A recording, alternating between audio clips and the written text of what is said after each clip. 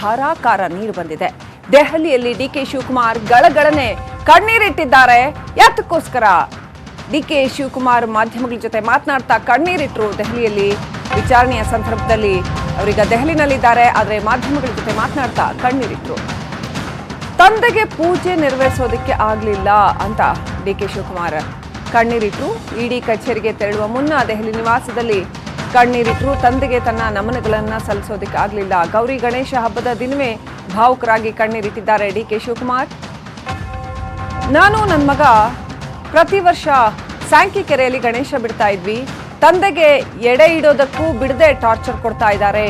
ಕಣ್ಣೀರ್ ಹಾಕ್ತಾನೆ ಈ ವಿಚಾರನೆಲ್ಲ ಹಂಚಿಕೊಂಡ್ರು ಡಿಕೆ ಶಿವಕುಮಾರ್. ಅಧಿಕಾರಿಗಳ ವಿರುದ್ಧ ಕೂಡ ಆಕ್ರೋಶ ವ್ಯಕ್ತಪಡಿಸಿದ್ರು. ಎಲ್ಲದಕ್ಕೂ ಸಿದ್ಧವಾಗಿದ್ದೀನಿ, ಸೂಕ್ತ ಕಾಲದಲ್ಲಿ ಉತ್ತರ ಕೊಡ್ತೀನಿ.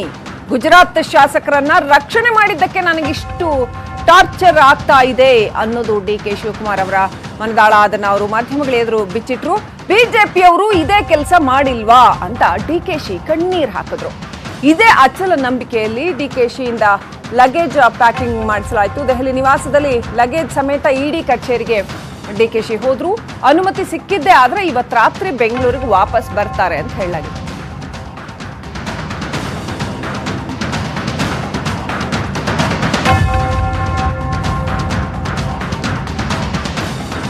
ಸೊ ಇನ್ನು ಕೂಡ ದೆಹಲಿಯಲ್ಲಿ ಇದ್ದಾರೆ ಡಿಕೆ ಶಿವಕುಮಾರ್ ಅವರು.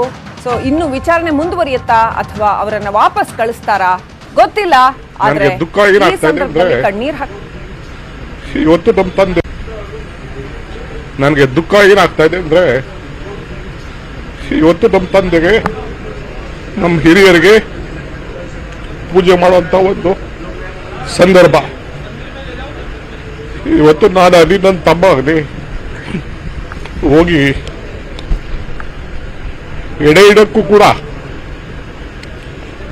ಇವರು ನನ್ನನ್ನು ಬಿಡಲಿಲ್ಲ. ಇವತ್ತು ನನಗೆ ಈ ಪವಿತ್ರವಾದ ದಿನ ನಾನು ಕಣ್ಣಲ್ಲಿ ನೀರಾಗ್ತಾ ಇರೋದು ನನ್ನ ತಂದೆಗೆ, ಜನ್ಮ ಕೊಟ್ಟಂತ ತಂದೆಗೆ ನಾವು ಪೂಜೆ ಮಾಡೋಂಥ ಅವಕಾಶ ಕೂಡ ನನ್ನ ಬಿಜೆಪಿ ಸ್ನೇಹಿತರುಗಳು ಅಧಿಕಾರ ಮುಖಾಂತರ ಕೊಡಲಿಲ್ಲ ಅನ್ನೋದನ್ನ. ಇರಲಿ, ಚಿಂತೆ ಇಲ್ಲ. ಇನ್ಕಮ್ ಇದು ಇಡಿ ಆಫೀಸ್ನಿಂದಾನೇ ನನ್ನ ತಂದೆಗೆ ಮತ್ತು ನನ್ನ ಹಿರಿಯರಿಗೆ, ನನ್ನ ಅಜ್ಜಿಗೆ ಎಲ್ಲ ಅವ್ರ ಆತ್ಮಕ್ಕೆ ಶಾಂತಿ ಸಿಗಲಿ ಅಂತ ಹೇಳಿ ಅಲ್ಲೇ ಕೂಡ ನಾನು ಸ್ಮರಿಸ್ಕೊಳ್ತೇನೆ. ಈ ಶುಭ ಸಂದರ್ಭದಲ್ಲಿ ಈ ವಿಘ್ನವನ್ನ ನಿವಾರಣೆ ಮಾಡೋಂಥ ಏನು ಗಣೇಶ ಇದ್ದಾನೆ, ವಿನಾಯಕ, ಅವನಿಗೆ ಇವತ್ತು ನಮಸ್ಕಾರ ಮಾಡೋಂಥ ಒಂದು ಭಾಗ್ಯ ನನಗೆ ಸಿಕ್ತಿಲ್ಲ. ಪ್ರತಿ ವರ್ಷ ಹೋಗಿ ನಾನು ಸ್ಯಾಂಕಿ ಟ್ಯಾಂಕ್ನಲ್ಲಿ ನನ್ನ ಮಗನ ಜೊತೆ ಗಣೇಶ ಬಿಡ್ತಿದ್ದೆ. ಅದು ಭಾಗ್ಯ ನನಗೆ ಸಿಕ್ತಿಲ್ಲ. ಇರಲಿ, ಇದಕ್ಕೆ ನಾನು ಸೂಕ್ತ ಸಂದರ್ಭದಲ್ಲಿ ಉತ್ತರ ಕೊಡ್ತೀನಿ. ಏನು ಬೇಕಾದ್ರೂ ನಾನು ಎದುರಿಸ್ತೇನೆ.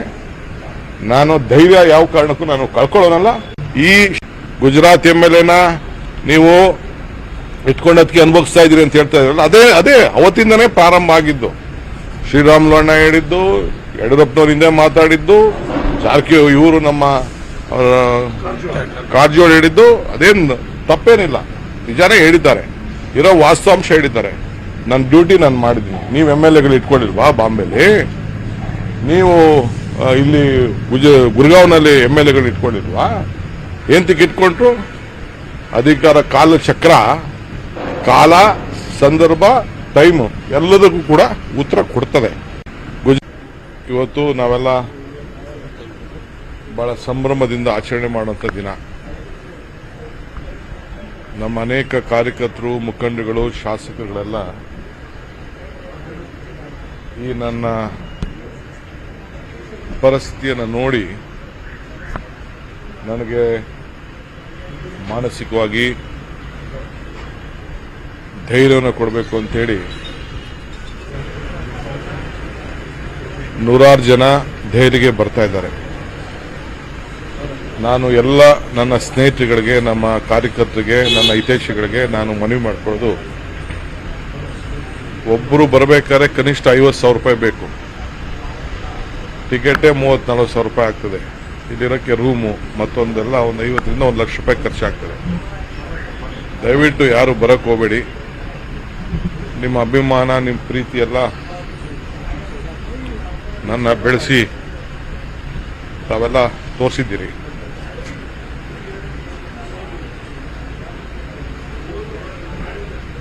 ನಾನೇನು ನಿಮ್ಗೆ ಅವಮಾನ ಮಾಡೋಂಥ ತಪ್ಪೇನು ಮಾಡಿಲ್ಲ. ಇಂಥ 100 ಜನನ ಎದುರಿಸುವ ಶಕ್ತಿ ನೀವು ನನಗೆ ಕೊಟ್ಟಿದ್ದೀರಿ. ನನಗೆ ದುಃಖ ಏನಾಗ್ತಾ ಇದೆ ಅಂದರೆ, ಇವತ್ತು ನಮ್ಮ ತಂದೆಗೆ, ನಮ್ಮ ಹಿರಿಯರಿಗೆ ಪೂಜೆ ಮಾಡುವಂಥ ಒಂದು ಸಂದರ್ಭ. ಇವತ್ತು ನಾನು ಅಲ್ಲಿ ನನ್ನ ತಮ್ಮ ಆಗಲಿ ಹೋಗಿ ಎಡೆ ಇಡಕ್ಕೂ ಕೂಡ ಇವರು ನನ್ನನ್ನು ಬಿಡಲಿಲ್ಲ. ಒಬ್ಬ ರಾಜ್ಯದ ಉಪಮುಖ್ಯಮಂತ್ರಿ ಆಗಿದ್ದವರು ಉಪ್ಪು ತಿಂದವರು ನೀರು ಕುಡಿಬೇಕು ಅಂತ ನನ್ನ ಸ್ನೇಹಿತರು ಹೇಳಿದ್ದಾರೆ. ಕಾಂಗ್ರೆಸ್ ಪಕ್ಷಕ್ಕೋಸ್ಕರ, ನಮ್ಮ ನಾಯಕರಿಗೋಸ್ಕರ, ನಾನು ನಮ್ದಂತ ಜನಕ್ಕೋಸ್ಕರ ಹೋರಾಟ ಮಾಡಿಕೊಂಡು ನಾನು ಬಂದಿದ್ದೇನೆ. ಇವತ್ತು ನಮ್ಮ ಅನೇಕ ಸ್ನೇಹಿತರುಗಳು, ಕಾರ್ಯಕರ್ತರು ಪಕ್ಷ ಬೆಳೆಸಿದ್ರಿಂದ ಇಲ್ಲಿವರೆಗೂ ಬಂದಿದ್ದೇನೆ. ಉಪ್ಪು ತಿಂದರೆ ನೀರು ಕುಡಿಯಲಿಕ್ಕೆ ನಾನು ಸಿದ್ಧನಿದ್ದೇನೆ. ಆದರೆ ಏನಾದ್ರು ಇಂಥ ಒಂದು ಬಹಳ ಜನ ಸಂತೋಷ ಪಡ್ತಾ ಇದ್ದೀನಿ ಅನ್ನೋದು ಕೂಡ ಗೊತ್ತಿದೆ ನನಗೆ. ಬಹಳ ಜನ ದುಃಖ ಪಡ್ತಾ ಇದ್ದಾರೆ ಅದು ಕೂಡ ಗೊತ್ತಿದೆ.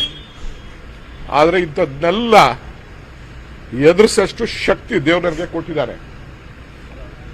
₹1 ಒಬ್ಬರತ್ತ ಈಸ್ಕೊಳ್ಳಿಲ್ಲ, ಒಂದು ಮೋಸ ಮಾಡಲಿಲ್ಲ, ಇಲ್ಲ ಯಾವುದೋ ಜಮೀನನ್ನ ಒತ್ತುವರಿ ಮಾಡ್ಕೊಳ್ಳಿಲ್ಲ, ಒಂದು ಕಳ್ತನ ಮಾಡಲಿಲ್ಲ, ಒಂದು ಸುಳ್ಳು ಹೇಳಿಲ್ಲ, ನನ್ನ ಮೇಲೆ ಲಂಚದ ಆರೋಪ ಇಲ್ಲ, ಸರ್ಕಾರಿ ಹಣ ದುರುಪಯೋಗ ಮಾಡ್ಕೊಳ್ಳಿಲ್ಲ, ಅಧಿಕಾರದಿಂದ ದುರುಪಯೋಗ ಮಾಡ್ಕೊಳ್ಳಿಲ್ಲ, ನೇರವಾಗಿ ನುಡಿದಂತೆ ನಡೆದಿದ್ದೇನೆ. ಇವತ್ತು ನನಗೆ ಈ ಪವಿತ್ರವಾದ ದಿನ ನಾನು ಕಣ್ಣಲ್ಲಿ ನೀರು ಹಾಕ್ತಾ ಇರೋದು ನನ್ನ ತಂದೆಗೆ, ಜನ್ಮ ಕೊಟ್ಟಂತ ತಂದೆಗೆ ನಾವು ಪೂಜೆ ಮಾಡೋಂಥ ಅವಕಾಶ ಕೂಡ ನನ್ನ ಬಿಜೆಪಿ ಸ್ನೇಹಿತರುಗಳು ಅಧಿಕಾರ ಮುಖಾಂತರ ಕೊಡಲಿಲ್ಲ ಅನ್ನೋದನ್ನ. ಇರಲಿ, ಚಿಂತೆ ಇಲ್ಲ. ಇನ್ಕಮ್ ಟ್ಯಾಕ್ಸ್ ಇದು ಇಡಿ ಆಫೀಸ್ನಿಂದನೇ ನನ್ನ ತಂದೆಗೆ ಮತ್ತು ನನ್ನ ಹಿರಿಯರಿಗೆ, ನನ್ನ ಅಜ್ಜಿಗೆ ಎಲ್ಲ ಅವ್ರ ಆತ್ಮಕ್ಕೆ ಶಾಂತಿ ಸಿಗಲಿ ಅಂಥೇಳಿ ಅಲ್ಲೇ ಕೂಡ ನಾನು ಸ್ಮರಿಸ್ಕೊಳ್ತೇನೆ. ಅದು ಒಂದು ಏನು ಹಿಂದೆ ಅನೇಕ ನಾಯಕರುಗಳು ಮಾತಾಡಿದ್ದು ಅವೆಲ್ಲ ಕೂಡ ನನಗೆ ಈಗ ಕೂಡ ಅಚ್ಚಳಿಯಾಗಿ ಉಳಿದಿದೆ. ಅನೇಕ ಉದಾಹರಣೆಗಳಿದ್ರು ಕೂಡ ಯಾರ ಮೇಲೂ ಕೂಡ ಒಂದು ತನಿಖೆಯನ್ನು ಮಾಡದೆ ಶ್ರೀನಿವಾಸ್ ಗೌಡರು ಅಸೆಂಬ್ಲಿಲಿ ಹೇಳಿದ್ರು ಕೂಡ, ಬೇರೆಯವರೆಲ್ಲ ಬೇರೆ ಕಡೆ ಎಲ್ಲ ಮಾತಾಡಿದ್ರು ಕೂಡ, ಯಡಿಯೂರಪ್ಪನವರು ಫೋನಲ್ಲಿ ಒಪ್ಕೊಂಡ್ರು ಕೂಡ, ಅನೇಕ ದಾಖಲೆಗಳು ನನ್ನ ಮೇಲೆ ಸಿಕ್ಕಿದ್ರು ಕೂಡ, ನನ್ನ ಮನೇಲಿ ಸಿಕ್ಕಿದ್ರು ಕೂಡ ಯಾವುದು ಅದನ್ನ ತನಿಖೆಗಳನ್ನ ಮಾಡದೆ, ಯಾರಿಗೂ ನೋಟಿಸ್ ಕೊಡದೆ, ಬರೀ ನನಗೆ ಮಾತ್ರ ಇಂಥ ಸಂದರ್ಭದಲ್ಲಿ ನನ್ನ ಇನ್ನ ಏನೇನೋ ದೊಡ್ಡ ಲಿಸ್ಟ್ ಇದೆ, ನನಗೆ ಗೊತ್ತಿದೆ ಏನೇನು ಮಾಡ್ಲಿಕ್ಕೆ ಸಾಧ್ಯ, ಏನೇನು ಮಾಡ್ಬೋದು ಅಂತ. ಆದರೆ ಈ DK ಶಿವಕುಮಾರ್ ಎಲ್ಲದಕ್ಕೂ ಕೂಡ ನಾನು ಸಿದ್ಧನಾಗಿ ಇಲ್ಲಿ ಬಂದಿದ್ದೇನೆ ಅನ್ನೋದನ್ನ ಈ ಸಂದರ್ಭದಲ್ಲಿ, ಈ ಶುಭ ಸಂದರ್ಭದಲ್ಲಿ, ಈ ವಿಘ್ನವನ್ನ ನಿವಾರಣೆ ಮಾಡೋಂಥ ಏನು ಗಣೇಶ ಇದ್ದಾನೆ, ವಿನಾಯಕ, ಅವನಿಗೆ ಇವತ್ತು ನಮಸ್ಕಾರ ಮಾಡೋಂಥ ಒಂದು ಭಾಗ್ಯ ನನಗೆ ಸಿಕ್ತಿಲ್ಲ. ಪ್ರತಿ ವರ್ಷ ಹೋಗಿ ನಾನು ಸ್ಯಾಂಕಿ ಟ್ಯಾಂಕ್ನಲ್ಲಿ ನನ್ನ ಮಗನ ಜೊತೆ ಗಣೇಶ ಬಿಡ್ತಿದ್ದೆ, ಅದು ಭಾಗ್ಯ ನನಗೆ ಸಿಕ್ತಿಲ್ಲ. ಇರಲಿ, ಇದಕ್ಕೆ ನಾನು ಸೂಕ್ತ ಸಂದರ್ಭದಲ್ಲಿ ಉತ್ತರ ಕೊಡ್ತೀನಿ. ಏನು ಬೇಕಾದ್ರೂ ನಾನು ಎದುರಿಸ್ತೇನೆ. ನಾನು ಧೈರ್ಯ ಯಾವ ಕಾರಣಕ್ಕೂ ನಾನು ಕಳ್ಕೊಳ್ಳೋನಲ್ಲ. ಯಾವುದೇ ನನ್ನ ಕಾರ್ಯಕರ್ತರು, ನನ್ನ ಸ್ನೇಹಿತರು, ನನ್ನ ಅಭಿಮಾನಿಗಳು, ನನ್ನ ಕುಟುಂಬದವರು ಇನ್ನ ಬೇಕಾದಷ್ಟು ಕಿರುಕುಳಗಳು ಕೊಡಲಿಕ್ಕೆ ಎಲ್ಲ ಸಜ್ಜಾಗ್ತಾ ಇದ್ದಾರೆ. ನನಗೆ ಗೊತ್ತಿದೆ ಏನೇನು ಮಾಡಬೇಕು ಅಂತಿದ್ದಾರೆ. ಇದಕ್ಕೆ ಉತ್ತರ ಸೂಕ್ತ ಕಾಲದಲ್ಲಿ ನಾನು ಕೊಡ್ತೇನೆ. ಅನೇಕ ನಾಯಕರುಗಳು, ಕಾಂಗ್ರೆಸ್ ಪಕ್ಷದ ನಾಯಕರುಗಳು, ರಾಷ್ಟ್ರ ಮಟ್ಟದ ನಾಯಕರುಗಳು, ರಾಜ್ಯ ಮಟ್ಟದ ನಾಯಕರುಗಳು, ಕುಮಾರಸ್ವಾಮಿ ಅವರು ಆದಿಯಾಗಿ ನನ್ನ ಬೆಂಬಲಕ್ಕೆ ಇವತ್ತು ನಿಂತಿರೋದ್ರಿಂದ ಅವ್ರಿಗೆಲ್ಲ ಕೂಡ ಈ ಸಂದರ್ಭದಲ್ಲಿ ನಾನು ಅಭಿನಂದನೆ ಸಲ್ಲಿಸ್ತೇನೆ. ಯಾರಿಗೂ ಅವಮಾನ ಮಾಡೋಂಥ ಕೆಲಸ ಈ ಡಿ ಕೆ ಶಿವಕುಮಾರ್ ಆಗಲಿ, ಈ ಕುಟುಂಬದವರು, ನನ್ನ ಕುಟುಂಬದವರು, ನಾನಾಗ್ಲಿ, ನನ್ನ ಸಹೋದರ ಆಗಲಿ ಮಾಡಲಿಲ್ಲ. ಏನಾದ್ರು ಮಾಡಿದ್ರೆ ಪಾರ್ಟಿ ಕೆಲಸ ಮಾಡಿದ್ದೇವೆ. ಗುಜರಾತ್ MLA ನೀವು ಇಟ್ಕೊಂಡದಕ್ಕೆ ಅನುಭವಿಸ್ತಾ ಇದ್ದೀರಿ ಅಂತ ಹೇಳ್ತಾ ಇದ್ರಲ್ಲ, ಅದೇ ಅವತ್ತಿಂದನೇ ಪ್ರಾರಂಭ ಆಗಿದ್ದು. ಶ್ರೀರಾಮುಲು ಅಣ್ಣ ಹೇಳಿದ್ದು, ಯಡಿಯೂರಪ್ಪನವ್ರು ಹಿಂದೆ ಮಾತಾಡಿದ್ದು, ಜಾರಕಿಹೊಳಿ ಇವರು ನಮ್ಮ ಕಾರಜೋಳ ಹೇಳಿದ್ದು, ಅದೇನು ತಪ್ಪೇನಿಲ್ಲ, ನಿಜಾನೇ ಹೇಳಿದ್ದಾರೆ, ಇರೋ ವಾಸ್ತವಾಂಶ ಹೇಳಿದ್ದಾರೆ. ನನ್ನ ಡ್ಯೂಟಿ ನಾನು ಮಾಡಿದ್ದೀನಿ. ನೀವು MLAಗಳು ಇಟ್ಕೊಂಡಿಲ್ವಾ ಬಾಂಬೆಲಿ? ನೀವು ಇಲ್ಲಿ ಗುರ್ಗಾವ್ನಲ್ಲಿ MLAಗಳು ಇಟ್ಕೊಂಡಿಲ್ವಾ? ಎಂತಕ್ಕೆ ಇಟ್ಕೊಂಡ್ರು? ಅಧಿಕಾರ ಚಕ್ರ, ಕಾಲ, ಸಂದರ್ಭ, ಟೈಮು ಎಲ್ಲದಕ್ಕೂ ಕೂಡ ಉತ್ತರ ಕೊಡ್ತದೆ. ಇಷ್ಟು ಮಾತ್ರ ಈ ಸಂದರ್ಭದಲ್ಲಿ ತಮ್ಮ ನಾನು ಹೇಳ್ತೀನಿ. ಈಗ ಟೈಮ್ ಆಯಿತು, ನಾನೀಗ ಹೋಗ್ಬೇಕು. ನಿನ್ನೆ ನಾನು ಬೆಂಗಳೂರಿಗೆ ಹೋಗೋಕ್ಕಾಗಲಿಲ್ಲ, ಯಾಕೆಂದರೆ ನಾನು ಇಲ್ಲಿ ಲಾಯರ್ಸ್ ನನಗೆ ಏನಕ್ಕೆ ನೋಟಿಸ್ ಕೊಟ್ಟವ್ರೆ ಅನ್ನೋದೇ ನನಗೆ ಗೊತ್ತಿಲ್ಲ. So prevention of corruption act, money laundering act ಅಂತ ಕೊಟ್ಟಿದ್ದಾರೆ. ಅದಕ್ಕೆ ಒಂದಷ್ಟು ಗಂಟೆಗಳ ಕಾಲ ನಾನು ಲಾಯರ್ಗಳ ಹತ್ರ ಮಾತಾಡಿದೆ. ಇನ್ನು ಕೆಲವು ದಾಖಲೆಗಳನ್ನು ಹೋಗಿ ಪಡ್ಕೊಳ್ಳೋಕ್ಕೂ ಆಗಿಲ್ಲ, ರಜೆಗಳಿದೆ. ನೋಡೋಣ, ಎಷ್ಟು ದಿನ ಬೇಕಾದ್ರೂ ನಾನು ಇರ್ಲಿಕ್ಕೆ ನಾನು ಸಿದ್ಧಾಗಿದ್ದೇನೆ. ಎದುರಿಸೋಕ್ಕೆ ಧೈರ್ಯ ಇದೆ. ಏನಪ್ಪ ಅಂತಂದರೆ, ಒಂದು ಮಾನವೀಯತೆ, ಒಂದು ನನ್ನ ಏನು ನಮ್ಮ ಕಾರ್ಯಕ್ರಮಗಳು, ನಮ್ಮ ಧರ್ಮ, ನಮ್ಮ ಮನೆಯ ಅನೇಕ ವಿಚಾರಗಳು ಮತ್ತು ನಮ್ಮ ಜನರ ಏನು ಒಂದು ಇತ್ತು, ಅದನ್ನು ನಾನು ಆಚರಣೆ ಮಾಡೋಕ್ಕೆ ನನಗೆ ಅವಕಾಶ ಕೊಟ್ಟಿರುವಲ್ಲ ಅನ್ನೋದು ನನಗೆ ದುಃಖ ಆಗ್ತಾ ಇದೆ. ಸೊ ಅದರಿಂದ ನನ್ನ ಸ್ನೇಹಿತರುಗಳಿಗೆ, ನನ್ನ ಮೇಲೆ ವಿಶ್ವಾಸ ಇಟ್ಟಂಥ ಎಲ್ಲ ನಾಯಕರುಗಳಿಗೆ, ಕಾರ್ಯಕರ್ತರಿಗೆ ನಾನು ಈ ಸಂದರ್ಭದಲ್ಲಿ ನಿಮ್ಮ ಅಭಿಮಾನಕ್ಕೆ ಚೂರ್ಣೆಯಾಗಿದ್ದೇನೆ. ಹಾಗಾದ್ರೆ ಡಿಕೆಶಿಗೆ ಇವತ್ತು ವಿಚಾರಣೆಯಿಂದ ವಿನಾಯಿತಿ ಸಿಗತ್ತಾ? ತಂದೆ ತಾತನಿಗೆ ಎಡೆ ಇಡೋದಕ್ಕೆ ಅವಕಾಶ ಕೊಡ್ತಾರಾ ಇಡಿ ಅಧಿಕಾರಿಗಳು? ಅದೇ ನಂಬಿಕೆಯಲ್ಲೇ ಲಗೇಜ್ ಸಮೇತ ಡಿಕೆ ಶಿವಕುಮಾರ್ ಹೊರಟಿದ್ದಾರೆ. ಆದ್ರೆ ಏನಾಗತ್ತೆ? ಇಡಿ ಅಧಿಕಾರಿಗಳು ಅನುಮತಿ ಕೊಟ್ರೆ ಇವತ್ತು ಬೆಂಗಳೂರಿಗೆ ವಾಪಸ್ ಬರ್ತೀನಿ ಅಂತ ಅಂದ್ಕೊಂಡಿದ್ದಾರೆ. ಆದ್ರೆ ಅನುಮತಿ ಸಿಗತ್ತಾ? ತಂದೆ ತಾತನಿಗೆ ಎಡೆ ಇಡಬೇಕು ಅನ್ನುವಂಥದ್ದು ಅವರ ಒಂದು ಭಾವನಾತ್ಮಕವಾದಂತ ಶ್ರದ್ಧೆ. ಆದ್ರೆ ಅದಕ್ಕೆ ಅನುಮತಿ ಸಿಗತ್ತಾ?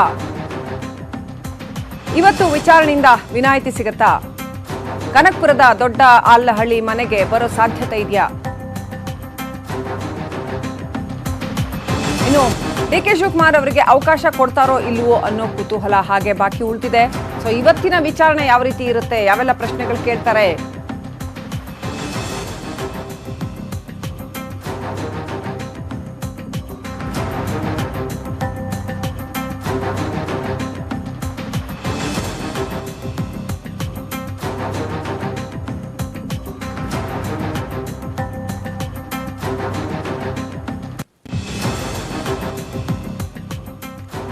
ಇನ್ನಷ್ಟು ಅಪ್ಡೇಟ್ಸ್ ಬ್ರೇಕ್ ಆದ್ಮೇಲೆ.